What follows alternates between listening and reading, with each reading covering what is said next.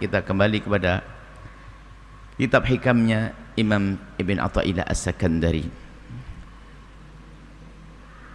Berkata Imam Ibn Athaillah As-Sakandari rahimahullah ta'ala, nafa'na Allahu bihi wa bi ulumihi wa bi ulumi masyaikhihi wa talamidatihi fid dharaini amin. Ila an qala la yukhrijuka anil wasfi illa syuhudul wasfi. Namanya hikmah ini membacanya pelan-pelan, memahaminya juga pelan-pelan, sehingga namanya hikmah itu kalimat yang penuh makna. Sehingga kadang orang yang membaca satu berbeda pemahamannya dengan yang lainnya, tapi benar semuanya karena kalimat hikmah. La yukhrijuka anil wasfi illa syuhudul wasfi.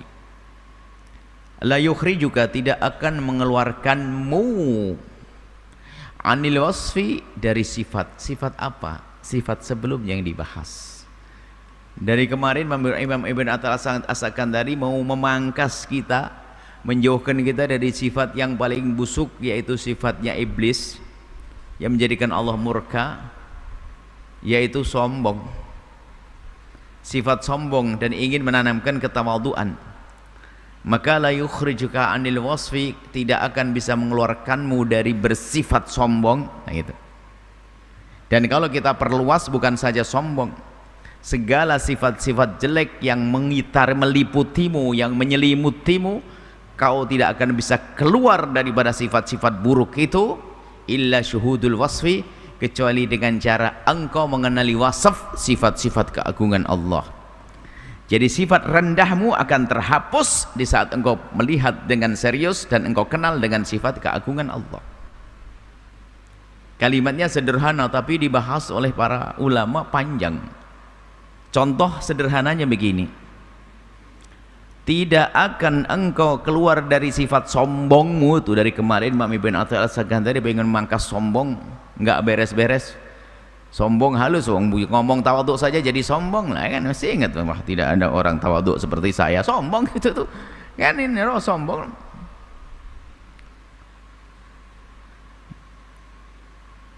Tidak akan bisa mengeluarkan dari kesombongan dengan sesungguhnya. Kalau action gaya sombong, kayak tawaduk sih bisa saja. Kalau jalan begini, masya Allah. Kalau ngomong, masya Allah. Itu gaya tawaduk. Baju compang-camping, gaya tawaduk. Ternyata sombong dengan kecompang-campingannya. Wah, repot imam begitu. Ya repot sudah. Terus gimana? Terakhir nih. Ya terakhir. Tak nasihati terakhir, kata Ibn Athaillah sendiri. Kamu akan keluar dari sifat sombongmu jika engkau bisa benar-benar mengenal sifat keagungan Allah. Ya ini. Makanya para ulama mengajari kita, kenalilah Tuhanmu, maka kau akan kenal dirimu secara otomatis.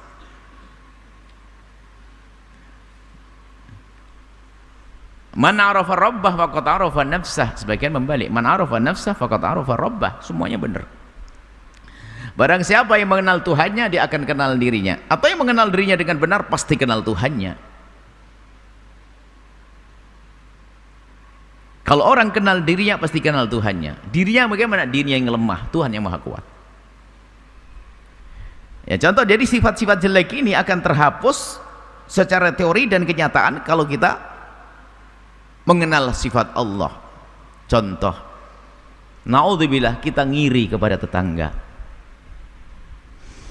Kenapa dia dapat rezeki, kenapa rumahnya megah, ini kenapa kok begitu tuh, kita kok ngiri begitu? Karena kita kurang kenal Allah yang maha kaya, yang memberi dia itu Allah.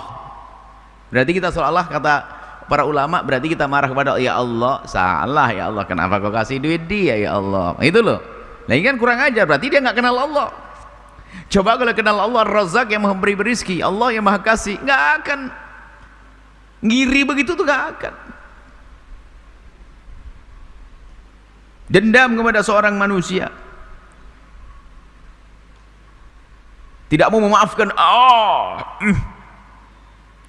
karena dia tidak kenal Allah, bahasanya Allah Ghafur, maha pengampun. Bahkan diseru hambanya, sebesar apapun dosa yang kau lakukan, segeralah menghadap kepadaku, akan aku ampuni.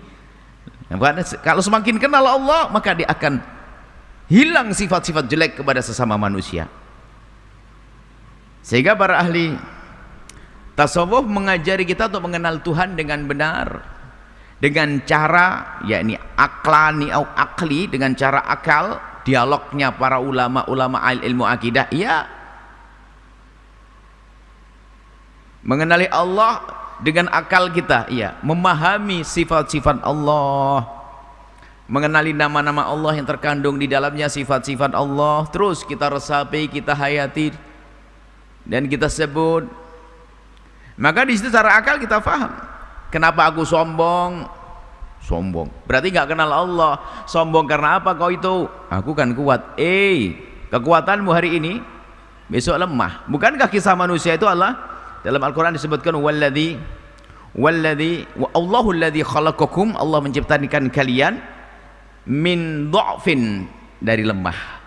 Dalam keadaan bayi lahir kita nggak bisa ngapa-ngapain. Ayo, bisa jalan nggak bisa, lemah kita.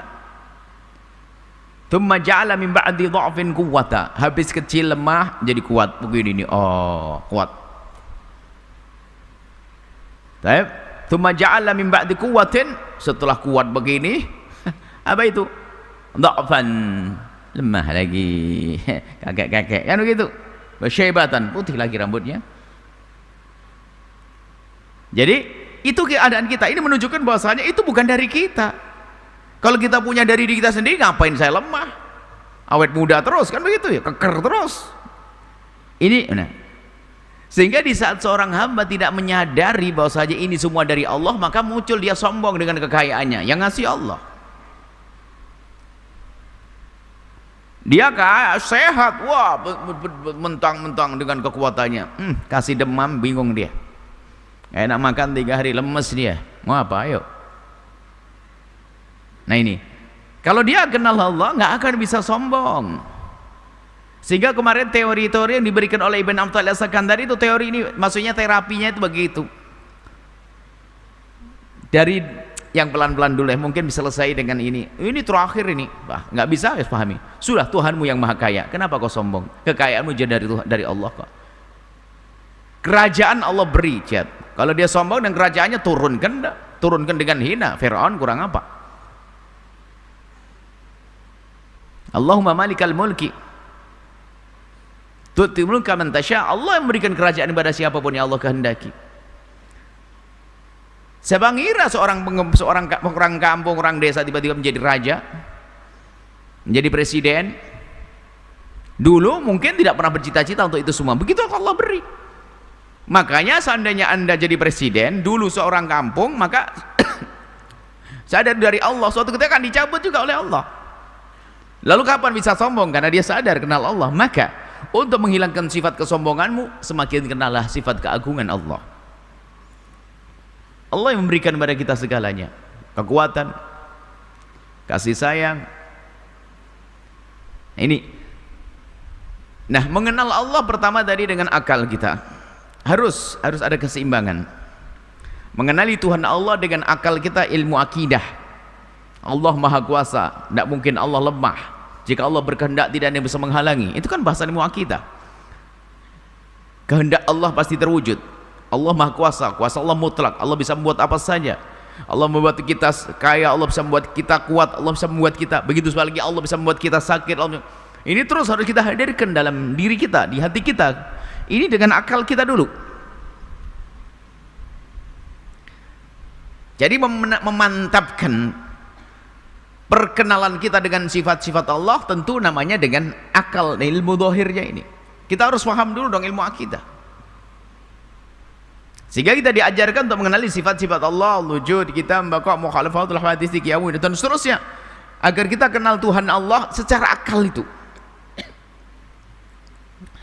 Karena secara akal mustahil Allah tidak ada, harus ada, karena adanya semesta. Mustahil pulpen ini nggak ada yang membuat. Biarpun saya tidak tahu yang membuat, saya pasti ini yakin ada yang membuat. Kalau ada orang berkata ini pulpen Buya, ini pulpen ajaib, nggak ada yang membuat jadi sendiri, pasti gila dia. Pulpen aja yang membuat, meja lebih gede pasti ada yang Buat. Nggak mungkin ada orang ngomong itu wajah ajaib juga itu, tiba-tiba ada di situ. Nggak ada, gila ngomong gitu. Ini masjid ada yang buat atau tidak? Buat ya. Semakin gede pasti semakin yakin bahwasanya ada yang membuat. Di saat di hamparan bumi jadi bingung, nggak ada yang buat, kan aneh, gila dia. Pasti ada yang buat. Yang buat siapa? Nggak tahu, ya kan? Yang buat adalah Sang Pencipta, telah memberikan nama pada dirinya adalah Allah. Nah, ini adalah termasuk dengan akal kita dulu. Bahwa saya menciptakan adalah Allah, ada Sang Pencipta. Yang tidak kenal Allah tidak bisa beri nama Allah, kadang diberi nama macam-macam. Namanya adalah Allah Jalla Jalaluh. Ini yang menciptakan semesta. Dan ini sebetulnya beriman kepada Sang Pencipta dengan Allah itu sangat mudah. Dengan adanya pencipta semesta ini. Karena apa? Ya, ini satu, kalau orang cerdas begitu gampang memahami. Karena apa? Selama ini kalau kita pernah dengar cerita raja-raja yang mengaku jadi Tuhan, dari Namrud sampai Firaun dan seterusnya, itu semua tidak pernah mengatakan kalau dia menciptakan matahari, kan gitu. Nggak pernah. Firaun pun nggak pernah ngomong aku membuat matahari. Namrud kan, berarti siapa yang menciptakan? Loh lah gitu, berarti ada yang menciptakan kan. Dia nggak pernah ngaku menciptakan. Bahkan Firaun juga tidak pernah ngomong itu datang dengan sendirinya sendiri, nggak pernah dibahas itu. Makanya ada orang mengatakan nggak ada yang menciptakan, lalu terjadi proses dan sebagainya, proses alam dan sebagainya. Saya tidak ngomong itunya, yang buat proses itu siapa? Kan begitu. Nah ini dengan akal kita. Tapi apakah jaminan orang yang hafal sifat 20 bisa berdebat menjelaskan lalu dia tawadhu? Belum tentu.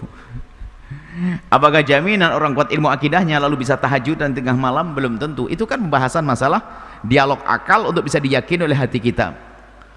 Akan tapi pemantapan akidah tetap.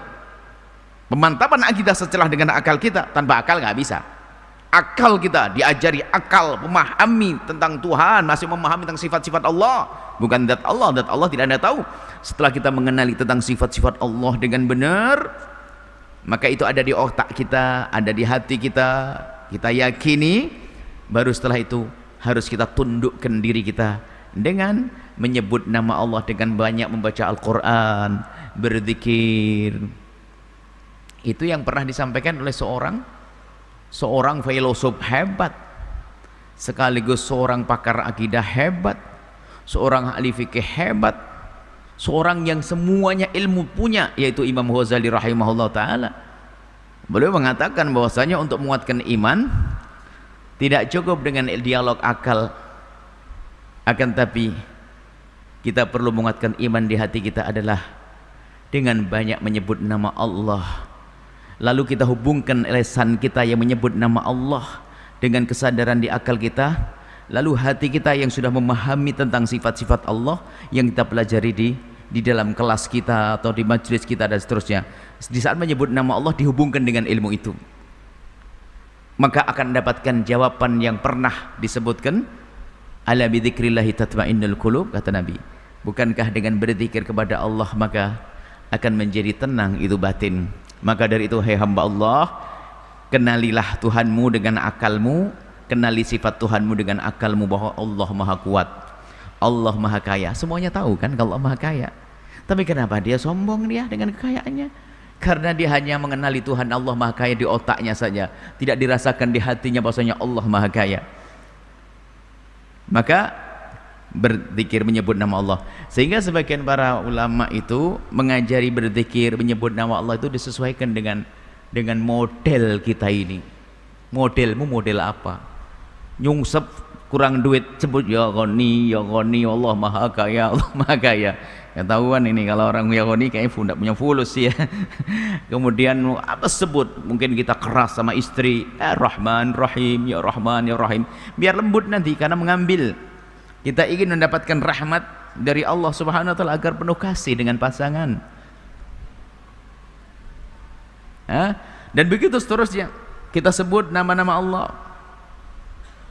yang sesuai dengan kebutuhan kita agar semakin khusyuk, dibangun keyakinan. Nah, ini termasuk yang disebut oleh Ibn Athaillah la yukhrijuka anil wasfi ila syuhudul wasf. Maka kita fakir, tapi kadang tidak merasakan dirinya fakir. Biarpun kaya tetap fakir. Bagaimana kita yang kaya raya itu bisa merasakan diri kita seorang fakir? Lihat Allah, zat yang maha kaya, zat yang maha kaya, yang berhak untuk mengatakan dirinya agung. Kita sebut dia mutakabbir. Wahai zat yang menyatakan dirinya agung, itu mutakabbir. Kita menghindari dari menerjemahkan sombong kan, karena sombong itu sudah identik dengan kalimat yang tidak enak. Kalau rajul mutakabbir, orang sombong. Nah, sombong itu kalau diceritakan maknanya tuh merasa dia hebat, begitu tak? Tapi kalau dinisbatkan kepada Allah mutakabbir, zat yang menyebut dirinya adalah agung. Mungkin tidak pantas kalau kita nisbahkan dengan kalimat sombong. Allah zat yang maha sombong, nggak enak. Zat yang maha sombong nggak enak. Biarpun sombong itu maknanya adalah menganggap dirinya besar, dan benar kalau kita lacak kepada maknanya. Cuman karena kalimat sombong itu sudah menjadi sebab atau untuk menandai orang-orang hina, sombong kan orang hina. Nah, maka jangan dinisbatkan kepada Allah. Orang sombong itu hina, biarpun dia katanya alim, sombong hina, Allah menghinakan. Bukan Allah mengatakan takabbar wa Allah. Orang sombong akan Allah rendahkan. Baik, ini adalah yang disampaikan oleh Imam Ibn Athaillah As-Sakandari pada malam hari ini. Ayo, mulai kemarin kita belajar tawadhu. Lihat diri Anda, hei pejabat, hei pejabat, hei pejabat, jangan kau sombong dengan jabatanmu. Hilangkan kesombonganmu dengan jabatanmu ini, dengan kesadaranmu bahwasanya yang memberikan kamu jabatan adalah Allah, dan Allah bisa mencabutmu saat ini juga atau esok hari. Apakah engkau dilengserkan atau tiba-tiba nyawamu dicabut oleh Allah, mau apa? Kemudian yang punya kekayaan pun juga demikian. Syukuri, bukan jadi menjawab sebab dirimu sombong. Kalau Allah ingin mencabut kekayaan dari dirimu gampang, bukan harus dihanguskan itu kekayaan, dan bukan harus seseorang itu mati. Kadang cukup oleh Allah dilarang untuk menggunakannya. Ayo mau apa? Rumahnya gede, kamarnya ber-AC, kulkasnya gede-gede. Kata dokter apa? Untuk sekarang Pak Haji jangan tidur di ruangan ber-AC dan jangan minum air dingin. Nah, kan kacau. Padahal masih ada di sana. Begitulah kalau Allah ingin menghalangi hambanya dari kenikmatan begitu mudahnya. Maka syukurilah. Kemudian setelah kita memahami dengan akal kita, Allah Maha Kuasa, Allah Maha Kuasa untuk menghukum hambanya, maka jangan zalim kepada siapapun. Allah Maha Tahu, maka jangan munafik, jangan melakukan kejahatan dengan sembunyi-sembunyi, dengan berbohong. Allah Maha Tahu. Kalau sudah kita kita akan menjaga diri kita. Cuman ketahuilah, ilmu di otak kita belum cukup. Seperti yang katakan oleh Imam Ali bin Abi Thalib, banyak orang dengan ilmunya hanya di otak saja, la yatajawazu an hanajirihi, tidak sampai, hanya di tenggorokan, tidak sampai di hatinya. Lalu bagaimana untuk menancapkan di hati? Maka kami ingatkan kepada semuanya, jangan sampai Anda tidak punya zikir khusus. Di tengah malam, di setiap saat Anda bisa membaca sholawat kepada baginda Nabi. Zikir jangan remehkan. Sesibuk apapun harus punya waktu dengan Allah. Bahkan zikir sudah menjadi kebiasaan Anda. Permasalahannya apa? Lagi-lagi belum ada kesadaran untuk zikir. Ada orang di mobil itu bengong gini dok, 2 jam. Ayo, coba dia dibiasakan dengan sadar, bisa sholawat berapa ribu kali. Ayo, pernah Anda melihat orang begini bengong? Atau mungkin Anda sendiri, saya tidak tahu. Anda bengong setiap kali Anda masak berapa jam? 3 jam. Masak 3 jam. Coba kalau Anda cerdas, pakai bumbu sholat pada Nabi, zikir, kan beres semuanya. Kita pengen biasakan zikir dengan Allah. Masak 3 jam, mulai nyapu, mulai ini dan sebagainya. Cuman permasalahan kita adalah memang kita kurang biasa kenal Allah, kurang biasa kenal Allah dengan hati. Ya mungkin karena memang tidak pernah kenal Allah dengan pikiran kita kurang belajar. Tapi sekarang kita sudah tahu kita harus dekat kepada Allah agar hilang sifat-sifat jelek kita dengan kita mengenal Allah. Maka setelah hari ini harus ada zikir-zikir yang dibaca Zikir di dalam sholat Anda khusyuk yang serius seperti yang sudah diajarkan oleh para guru-guru mulia. Baca apa? Istighfar. Setelah itu baca tasbih subhanallah, alhamdulillah, Allahu akbar. Itu diajarkan Nabi semuanya. Kemudian baca ayat kursi, Allahumma antas salam, dan seterusnya. Itu diajarkan Nabi. Maka kalaupun ternyata Anda sholat dengan imam yang tidak mengajari wirid, Anda baca zikir itu. Di luar itu biasakan Anda dengan bersolawat kepada Rasulullah, membaca istighfar, la ilallah, dan seterusnya. Ayo dikit-dikit zikir, kita budayakan hari ini. Dikit-dikit berzikir. Anda pastikan saya masak harus sudah baca solawat paling tidak 500 atau 1000. Shalli ala Muhammad sallallahu. Tambah enak dimakan, suami tambah cinta, tambah istri tambah sayang, tambah anak tambah hidup. Masya Allah, perlu kita biasakan. Itulah yang menyebut Allah qiyamah wa qu'udan wa ala junubihim, dalam segala keadaan. Kemudian juga dengan berzikir, kemudian baca Al-Quran. Jangan sampai Anda tidak pernah baca Al-Quran. Berapa lembar dalam sehari? Setengah lembar deh. Yang penting ayo baca Al-Quran sedikit. Bismillah. Al-Quran dekatkan ke kamar Anda, tempat tidur Anda, taruh di meja yang tinggi. Sebelum Anda tidur, Anda punya wudhu dulu, agar dengan Allah tidurlah Anda dengan air wudhu. Tidur dengan air wudhu. Kemudian Anda baca Al-Quran sebentar, Anda tidur. Anda baca juga di saat tidur, doa tidur. Doa, terserah doanya anak TK.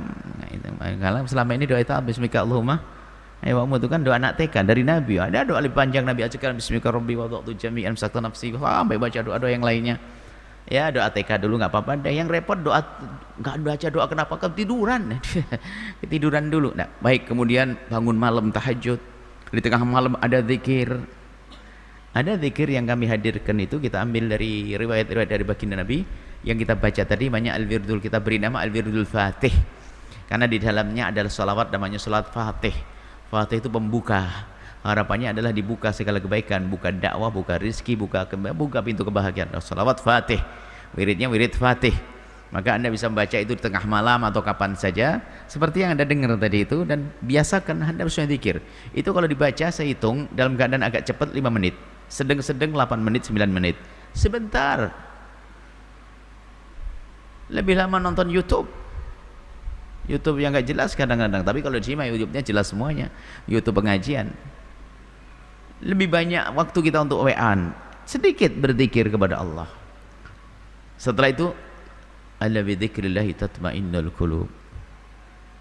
Maka semakin kenal Allah, secara otomatis sifat-sifat jelek kita akan rontok, berubah menjadi sifat tawadhu, sifat penuh kasih, tidak dengki, tidak dendam, mudah memaafkan, dan seterusnya. Wallahu a'lam bissawab.